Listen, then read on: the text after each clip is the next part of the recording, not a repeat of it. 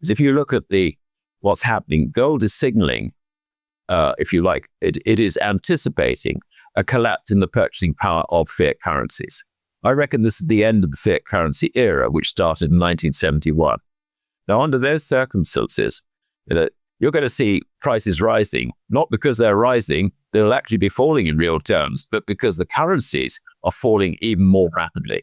This is playing havoc with any pension fund manager's arithmetic. I personally save in gold, but I maintain liquidity in US dollars. There's a very, very, very big difference between saving and maintaining liquidity. I don't own gold because I think it might go up. I own gold because there's been a golden constant. If you save in gold, if you look at home prices, or if you look at grocery prices, or you look at anything in your budget, save tax, you're surprised at how cheap things are measured in gold in the period 2000 to 2025. Markets look healthy on the surface, but Alasdair Macleod says most investors don't realize they're sitting in a credit bubble.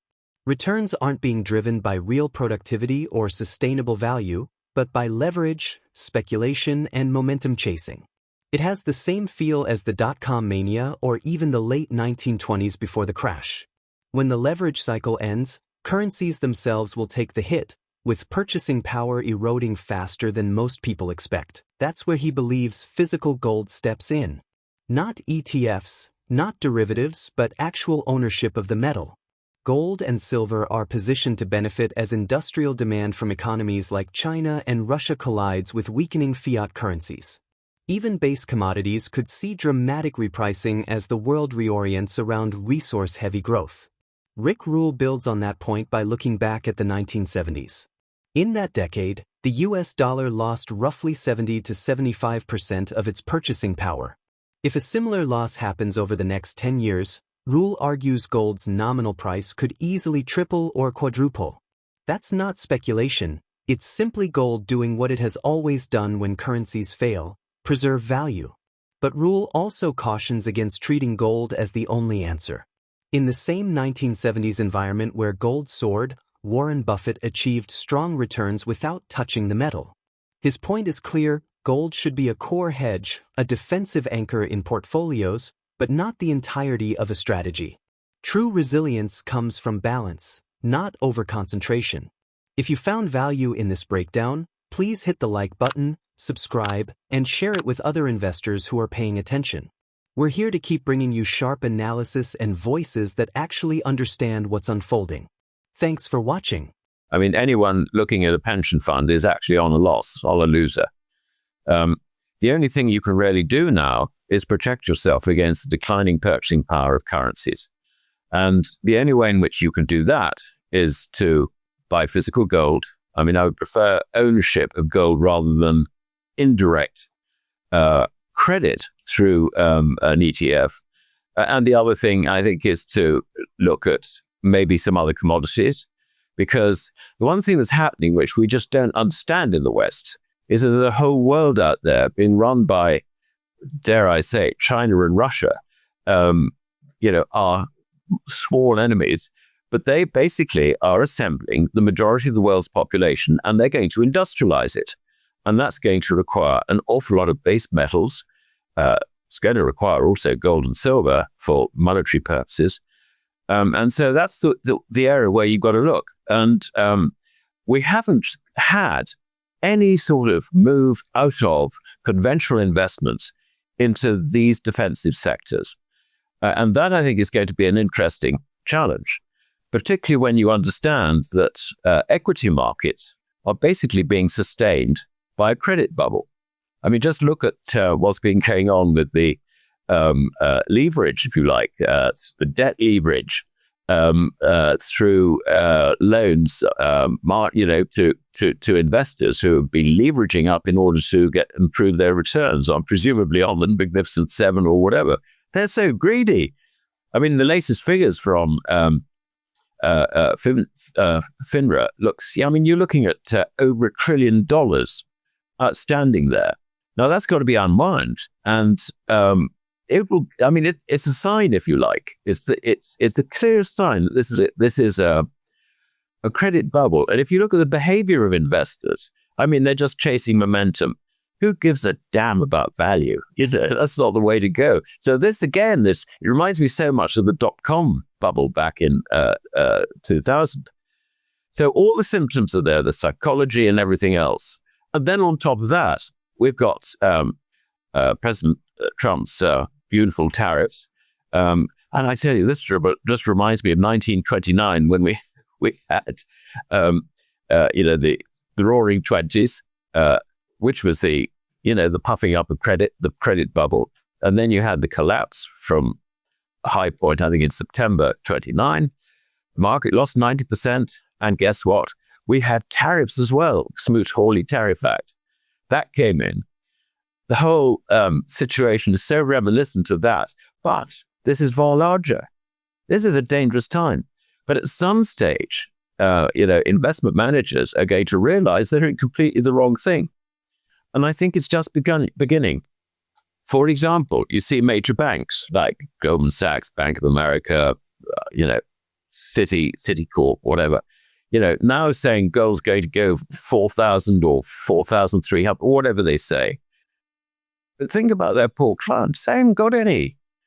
I've been knocking on the door and saying, look, your analyst is saying gold's going to 4,300. What have I got? You've just got me the wrong bloody stuff. And this will be acute when that credit bubble pops. Because I tell you what, it's going to be a very nasty scene in industrial equities, in stocks and all the rest of it. And I don't know how much people will be able to get out. But at the moment, on average, if you look across the roughly 300 trillion of investable assets, less than 0.5% of that is in gold. They've got it completely wrong-footed. So I really think that the next few months, and I think it's that soon, the next few months are going to be extremely interesting from the point of view of the switch, if you like, away from, the current winners, which will become suddenly, like cyanide to investors, into obviously what's already running, and they just haven't bought it. So fascinates me that, look, I'm a fairly simple soul. I just say, get the hell out of credit, just get into gold or silver. Rick actually is more at the coalface, analyzing companies and all the rest of it. So that's probably where the leverage is on this extraordinary story at this moment in time. I just think it's self-defense for the institutions. If you believe, as I believe, that in this sense past its prologue, that the U.S. dollar will lose 75% of its purchasing power over the next 10 years, like it did in the decade of the 1970s, and I believe that, I think it's reasonable to suppose that the nominal price of gold, when I say nominal, I mean U.S. dollar price of gold, will increase in a way that mirrors that. In the decade of the 70s, the last time the U.S. dollar lost 75% of its purchasing power, the gold price ran 30-fold. Now, I'm not suggesting that over the next 10 years, the price of gold runs 30-fold, because as an example, since the year 2000, it's already risen 13-fold. But I am suggesting that the increase of the gold price, the nominal gold price, may likely mirror the decline in purchasing power of the U.S. dollar. If that's true, the nominal gold price would increase 3 or 4-fold in the ensuing 10 years. If that happens, a reasonable allocation to gold can hedge a lot of the portfolio deterioration that you would experience in other parts of the portfolio. I want to say, too, that this isn't the only way up the mountain. I personally save in gold, but I maintain liquidity in U.S. dollars. There's a very, very, very big difference between saving and maintaining liquidity. I don't own gold because I think it might go up. I own gold because there's been a golden constant. If you save in gold, if you look at home prices, or if you look at grocery prices, or you look at anything in your budget, save tax, you're surprised at how cheap things are measured in gold in the period 2000 to 2025. I think, too, that it's possible to over-allocate to gold. I know that'll be travesty in this call, But I note in the decade of the 70s, in the middle of an equities bear market from 1968 to 1982, a 14-year-long bear market that both Alasdair and I were part of, the Warren Buffett, who believed that gold was a pet rock, generated 24 or 25% compound internal rates of return over time.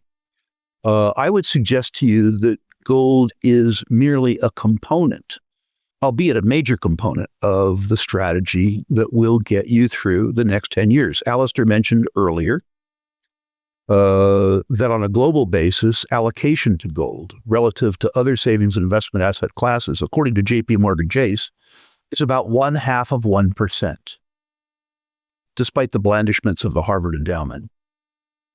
The 4-decade mean market share is 2%. If ownership reverted to mean, at least in the U.S. market, that would result in a 4-fold increase in demand for precious metals and precious metals-related securities. I'm not smart enough to tell you what that would do to the price, but I think it would be interesting. Again, I had a phone call with a former client a couple days ago who is now 100% in gold. This is daft. Rick Rule points out that real interest rates aren't coming down anytime soon. The tailwind that baby boom demographics once gave the system is gone, and savers today are stuck earning less than inflation. Official CPI says inflation is under 3%, but in reality the dollar is deteriorating closer to 8% a year once taxes and actual living costs are factored in. That leaves even safe options like the 10-year Treasury delivering a guaranteed compound loss of 3 to 4% annually. Alasdair Macleod takes the argument further. Pension funds, once anchored in bonds, have been forced into equities to chase returns. If equity markets roll over, the damage will be catastrophic. At the same time, retiree populations are growing, adding pressure to a system already stretched thin. The arithmetic simply doesn't work anymore. Most pensions will not be able to deliver what has been promised. For individuals, the takeaway is blunt. Relying on pensions or savings products tied to fiat currencies is a losing bet. The only rational response is to protect purchasing power independently. That means owning real assets that exist outside the fiat system, with gold standing out as the most direct and time-tested choice. Let's get back to the interview. I believe the period 1982 to 2022 was perhaps the most benign economic climate in human history. The baby boomers were coming of age. They had that wonderful demographic boom, great labor force participation around the world, increasing amounts of free trade. Wonderful, wonderful, wonderful time. Falling real interest rates, U.S. dollar hegemony, so financial stability. I think about 2022, that epoch came to an end. And I think people are continuing to invest as though that set of circumstances were true. That's really the challenge. I don't think that you're going to see falling long-term real interest rates again for a long time, despite governments' attempts to manipulate them. I don't think that you're going to have the demographic advantage that you had with the baby boomers, although I do think that rising emerging and frontier markets, economies will help temper that. But I also think that you're going to have falling real yields. And by that, I mean that the yields offered up around the world on savings products are likely insufficient to cover the deterioration in purchasing power from various currencies.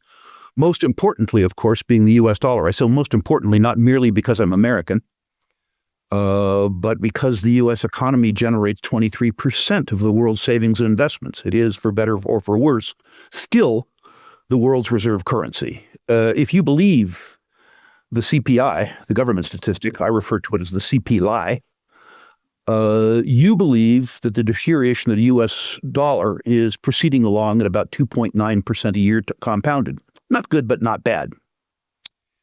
If you look at the basket of goods and services that real people consume, including prominently tax, the CPI doesn't include tax, which makes it a silly measure of the cost of living. I believe that the deterioration of the U.S. dollar's going along at about 8% a year. So you can see the problem arithmetically. If you're saving at 4.5% and you're spending in a currency that's depreciating at 8%, buying what is allegedly the safest savings instrument in the world, the U.S. 10-year Treasury, guarantees you a 3.5% compound loss. And that's the real challenge facing asset managers. The old long bond portfolio for university endowments and insurance funds guarantees that you won't have enough money to satisfy your obligations 20 or 30 years out. I tell you, pension fund managers do not want volatility. They want certainty as much as possible. So volatility is not the way to go. It really isn't. And if they're going to be looking at things like Bitcoin and so on and so forth, I mean, that's the end of life as far as they're concerned.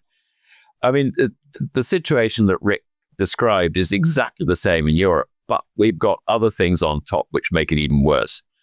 First of all, we've got something called defined benefit pension schemes. Now, these basically will pay a guaranteed 2/3 of salary, inflation-linked, etc., etc.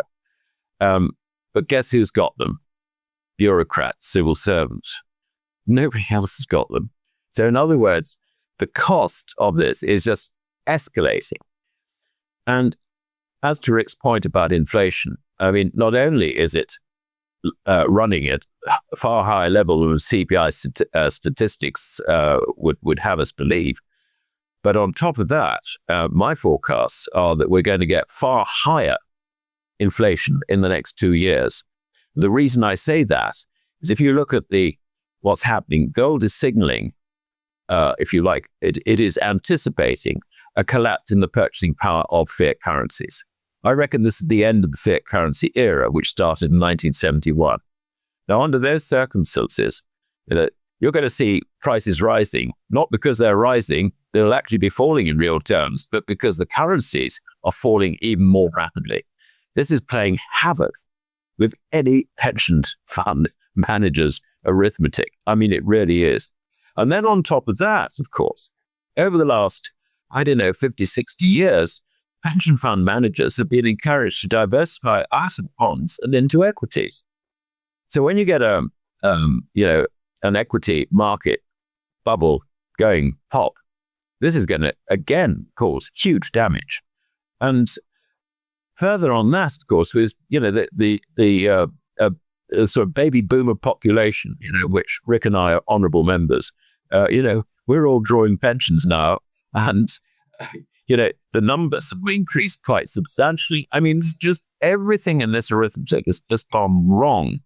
And you cannot rely on a pension to keep you in your old age. I mean, I know so many people who've been in government, for example. They got these lovely pensions. I reckon that at the end of the day, they're probably worth nothing. So, you're going to actually start thinking for yourself in this one and take some action to try and protect yourself. Sign up for account with Rick, or go and deposit some gold somewhere outside the banking system. That's obviously going to be the answer. The rest of it is just hot air. I mean, it's very dangerous. And towards the end of the interview, we've got to give people some life. This is pretty gloomy. I've noticed a lot of use of the phrase diversification. And I think another problem is that we've enjoyed so much success as investors in the last 40 years that we've become hubris-ridden. Diversification is only good if you understand the sectors you're diversifying into. I am pretty undiversified. I understand conventional financial services, which is to say banking, insurance, asset management, investment management, and I understand natural resources. I'm asked all the time about crypto, and I say I don't do it because I don't understand it. I'm asked about technology. I'm not really sure how to pronounce NVIDIA. I think I got it right. But the idea that I could tell you if it was overvalued or undervalued, not understanding what it is they do for a living, the probability of that is nil. So I would caution people with regards to diversification. I would ask people to invest to the extent that they could in industries where they or their financial advisor understood them well. Perhaps it's because my own brain span is constrained, but the idea that a human, or even many amalgamations of humans in asset managers, could understand 100 industries or 200 industries has always seemed suspect to me. I would throw out one more caution. That is that today people seem to conflate the term liquidity with the term solvency. And I think that's one of our great conundrums, even in government. Our governments are quite liquid today, but I would argue that they're insolvent. What ties Macleod and Rule's arguments together is a simple but uncomfortable reality. The safety nets people have trusted for decades are fraying. Promises backed by debt are running into hard arithmetic, and the gap between official narratives and lived experience keeps widening. In that kind of landscape, it's not about chasing the next rally or timing the perfect entry. It's about deciding whether your wealth is anchored to paper claims or to assets that stand outside the system. Gold won't solve every problem, but it represents a form of insurance against the erosion of money itself. Ignoring that option leaves households and institutions exposed to risks that can no longer be dismissed as abstract. If another decade of hidden inflation and weakening pensions plays out, will people recognize the warning signs early enough to adjust, or will most wait until the damage is irreversible? So stay tuned. If you're into real, data-backed takes on the financial system, hit like and subscribe so you don't miss the weekly updates. Thank you for the support, and I hope you enjoy the video.